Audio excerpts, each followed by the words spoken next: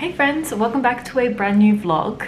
So since I spoke to you at the end of last week, about an hour after I finished editing, I heard back from the lawyer for the trademarks for the skincare brand. And unfortunately, the two that I liked, Cypher Rowe and Anderson, have both come back as high risk. So now it's kind of back to the drawing board. I actually had a list of kind of backup names, but there's a reason that I didn't like those for one reason or another. There is, however, one on the list that I absolutely loved, that was very meaningful to me, that I thought was clever, that I really thought I could build a brand world around, but everyone that I told it to kept shooting me down. And after all of this, I just decided, you know what? I'm going to go ahead with it. I'm going to back myself and I'm going to use that name. Unfortunately, in these intervening months since I started this process, someone has gone and registered the Instagram handle for that name and has started using it. So now I'm going to need to come up with another variation on the name for the social handle if that's the name that I decide to choose, which is unbelievably frustrating, but here we are. The other thing is that I mentioned at the end of last week that I wanted to get a proposal in, like an offer for the first property that we looked at last week that I quite liked, the one with the really cool basement.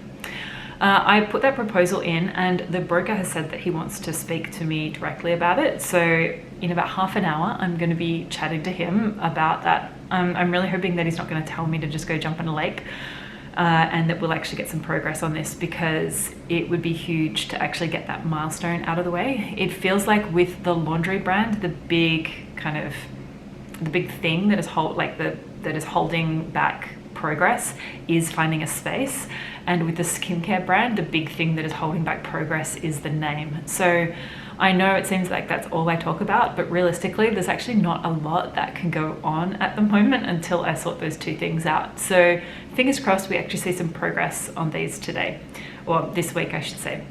The other thing that I'm doing today is I'm going to go and see a bag manufacturer who is based in New York. And what he does is actually take, you know, the crappy plastic bags that you get from the supermarket, those sorts of like soft plastic. He gets those, shreds them into individual strands, and then weaves them into new bags. And the result is actually really beautiful. I will put a picture of it on the screen here for you. I am speaking to him about a potential collaboration with Dirtbag to see if he can create laundry bags for us for the laundry service. So really excited for that conversation and to see where it goes, because I really love the idea of having something with such incredible sustainability properties, but also something that is actually just made locally. Like, I love the idea that there is still a bag industry in New York and that Dirtbag can actually support that. So fingers crossed we can figure out a way to make it work, because I think it would be really great. I will bring you along and you can actually see the factory and things like that too, if he will let me film in there. Anyway, I will chat to you guys later, but wanted to give you an update on those two big things from the end of last week, and keep your fingers and toes crossed that by the end of this video / the end of this week, we have seen some progress on those things. Talk to you soon. The first place that we are looking at this morning is just near Libre Bakery in New York. Now, if you're ever in New York, do not pass go, do not collect $200, get to Libre Bakery. It's amazing. Anyway, let's go and look at the first place. I have a nasty habit of starting in the back, or at the back of these places, don't I? Anyway, this is the backyard for this first space, which I'm quite excited about because it looks quite nice. They have torn off all of the vine, but I know that that's because usually the vine, the roots get into the grouting and it causes a lot of building damage, so I understand why they have done that. Anyway, here is the back of the space.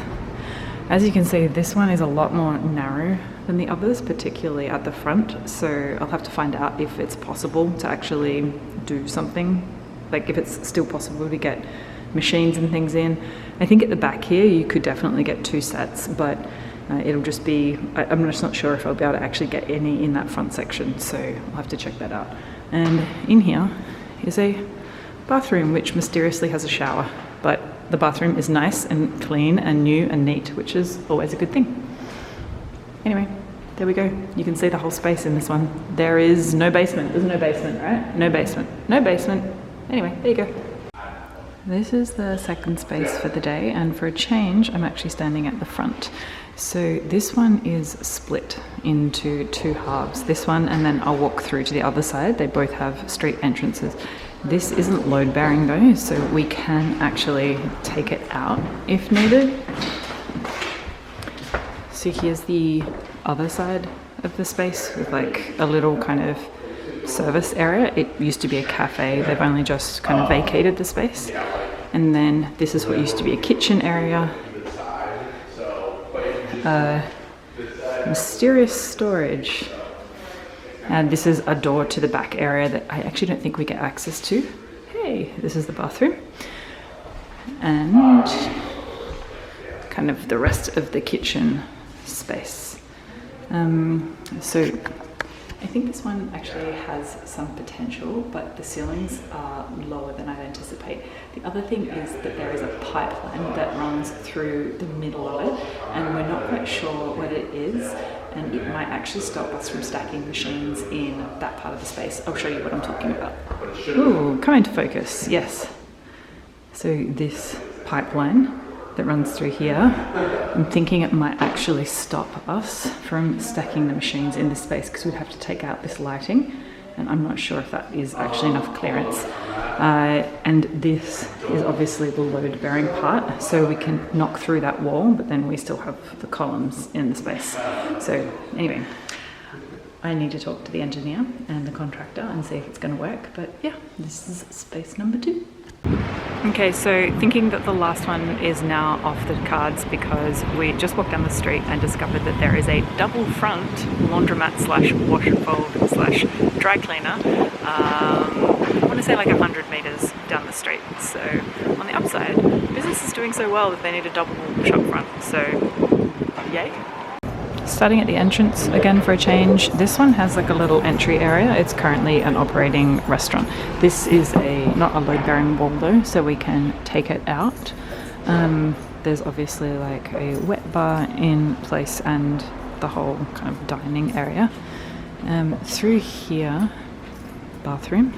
Through here there is the kitchen and everything. Now the interesting part is this kitchen currently operates on electric. There is no gas in the restaurant, although there is a considerable kind of venting situation going on. We don't know what it vents to or where it vents to, what it vents or where it vents to, but they do have the extraction fan, which is good for us in terms of venting the machines. There is also a door here, but we've been told that it just goes to the basement into the back of the building. There's not actually any backyard space or anything like that. I really like this one. The outside of the building is super cute, and it's got these kind of double bay windows that you can open out onto the street, which I think is really nice and has a lot of potential for a pick-up drop-off kind of experience or something like that. The problem is that I think that the build-out cost could be considerable, even if I get the landlord to actually gut the whole thing before we take possession of it. So it's going to be a bit of a trade-off to figure out what is possible from a kind of agreement perspective, and I'll again need to speak to the contractor to see what's actually possible. Anyway, on the whole, I actually love the building, but I'm not sure about the costs associated with making it workable, so I guess I'll have to wait and find out. This is the bay window that I was talking about. As you can see, they open out to the street, which I think has a lot of potential. There's another one on the other side that isn't quite as wide as this one. Okay, contestant number 4. This one is interesting because it actually has quite a significant step down into the space, but it's got these French doors. So these could actually be opened out into like a pickup drop-off type experience. And there's a similar thing going on the other side, but without the basement entrance. So yeah, let's go take a look. Can we just have a quick moment for these tiles? Like, I don't know how well they're going to clean up, but I think they're quite cool. This space is quite big, but as you can see, there is a drop off here. My guess is that this is for ducting and these sorts of things. This creates a little bit of a problem for me because it's hard for me to get machines underneath it. I don't know if you can see there, it's also on a slight angle, which is potentially a little bit of a problem. That said, the space is quite significant. It's 2,500 square feet. and they are asking a commensurate amount of money. The nice part is, however, if you can see here, it opens out into a like proper sizable backyard. I can't quite see the whole thing properly because of this sale, so I'm just going to go and check it out, but I think this has a lot of potential. Okay, wow, this is like a massive backyard. There you go, you can see it now without the sale. It is quite a big backyard. I almost feel like this is too much space for me out here. Like, it deserves to be something where they're going to get a ton of use out of the backyard and they don't have the interior problems that I do. But I will speak to, again, the contractor to find out if the drop height of the ceiling in there is a problem. I do think that if I ask the landlord to do some of the work for me, there is potential to be able to use the space, because I can get them to kind of do a lot of the gutting and that sort of stuff and just start with a blank slate before I start to get any machines in there and do that sort of stuff. Anyway, I'm going to go speak to my contractor and find out what's possible. So you know how I keep saying of all these places that the basement's really nice? I just wanted to give you a comparison point for what a dodgy basement looks like. This, I don't know if you can see in there, but technically at the end there is a staircase that goes out to the backyard that I was just standing in. But this is the sort of thing that a landlord will happily tell you is 1,500 square feet of basement storage that you're supposed to do something with.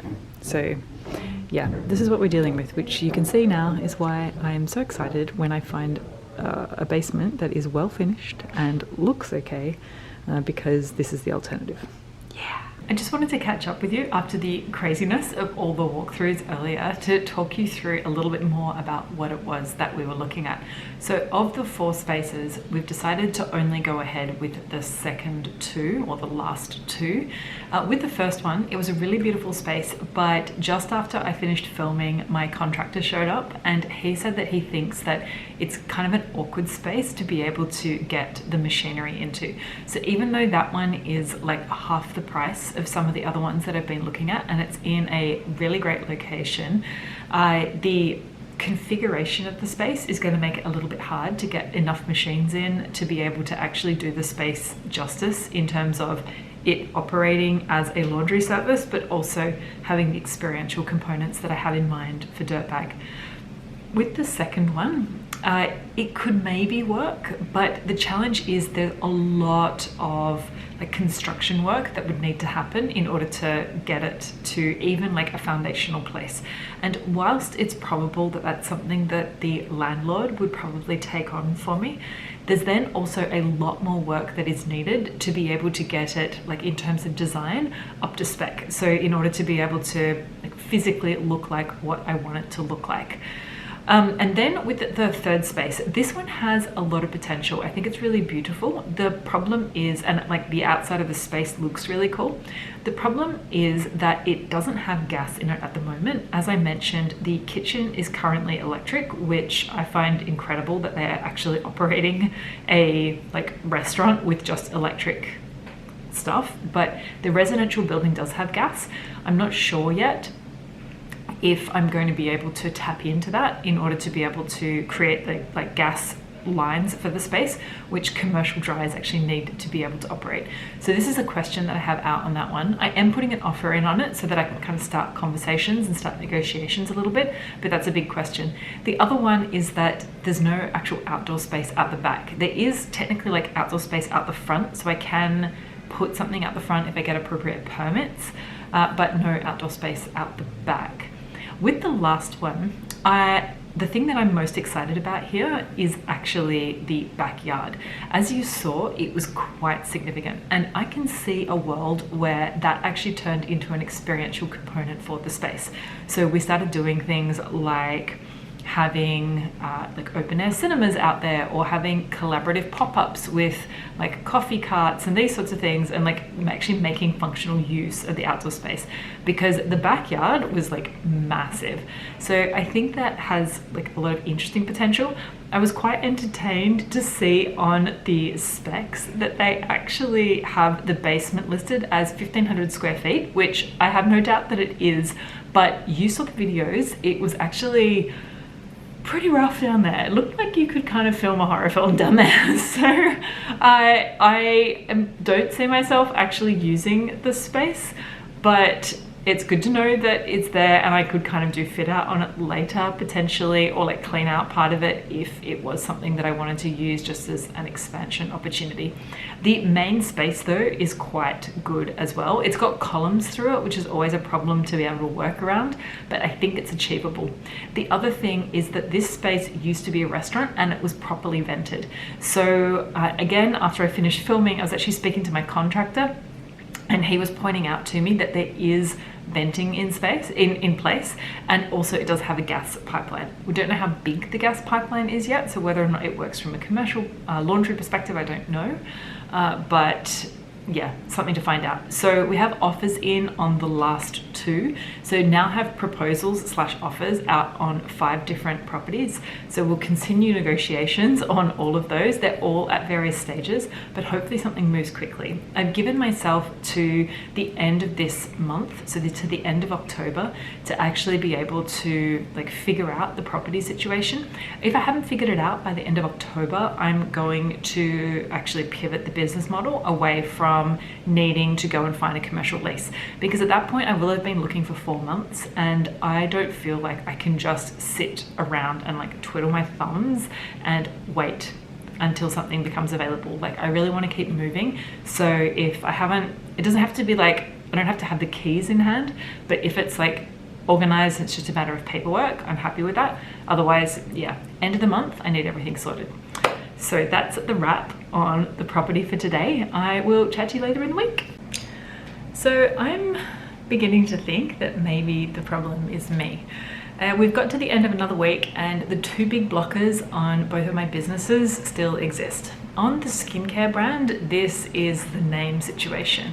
As I mentioned to you before, I've sent 4 options off to the trademark lawyer, and right now I'm just stalking my inbox and waiting for an update to see how those come back in terms of risk profile. All of the other names that I've submitted so far have come back as a high risk profile, which I'm just not prepared to accept given the stage I'm at in the business. So I'm looking for at least one of those names to come back as a medium or lower risk profile before I'm prepared to go ahead and actually file for the trademark and assume that's going to be my name, change the incorporation of the company name and all of those sorts of things. So let's hope that I actually get an answer from the lawyer soon, and it is a good one. On the laundry concept, so on Dirtbag, I now have 5 offers out on different properties, and it seems like all of them just move at a glacial pace. Now, admittedly, it is the Jewish high holidays at the moment, and so a lot of their offices have been closed, which has made follow-up really difficult. I'm hoping that today or next week we'll start to see some more movement, even though there are more holidays next week. So if not next week, then hopefully in the next couple of weeks, because this one is driving me wild. I can't really do much of anything until that gets done. The other big blocker on Dirtbag is the creative. I've just had the final round of design come back from the design partner for the brand, and unfortunately it is still not where I want it to be. So what I'm going to need to do now is figure out how to resolve that and how to fix it, or how to get it to a point that I'm really excited about and really happy with to be able to move ahead. So I have to figure that one out. The problem with the brand, just so you're aware, it's not just like the brand stuff. I actually, until I'm happy with it, I can't start thinking about things like hoarding for when I sign a lease, like the wrapping that goes on the windows when you're doing construction. I can't do the creative for the social and all those sorts of things. I can't start thinking about merch. I can't start thinking about uniforms. Like all of these other sorts of things flow off the back of the brand creative. So I really need to get that right before I can move ahead. And right now it just feels like I'm waiting on people for absolutely everything. So fingers crossed in the next week or so these can see some progress, because I have been chasing these for months now, like at least 6 weeks. These items, like finalize the name, finalize the creative, and actually get to a lease agreement have been on my like big objectives for the week, and I just can't seem to lock these down. So let's hope for a better week next week. I will talk to you then. Until then, enjoy what is left of your weekend or wherever you're at in the week, and sacrifice a goat or cross your fingers or something like that for me. See you soon. Bye.